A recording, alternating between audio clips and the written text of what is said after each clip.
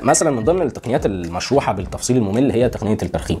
تقنيه الترخيم دي في الحقيقه انت لما تشوفها هتلاقيها 4 أو 5 ألوان داخلين في بعض عاملين ميكس لطيف جدا جدا، ولما تبص عليها كويس هتحسهم طبقات فوق بعض او طبقات جنب بعض وفي نفس الوقت معزولين عن بعض.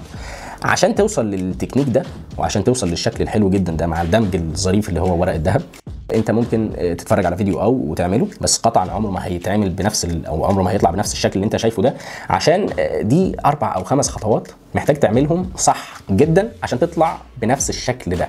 ده في الحقيقه منتج بيتباع جاهز او بيستخدم، ومنتج حقيقي. في فرق بين منتج حقيقي ومنتج يعني شكله ماشي الحال، يعني يمشي الحال مبتدئ.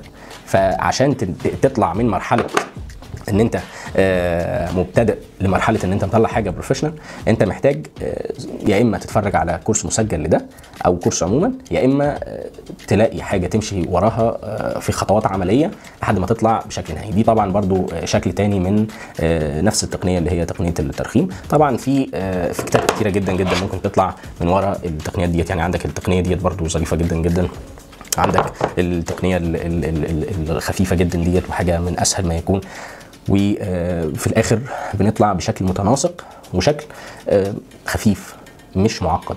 دي اهم حاجه.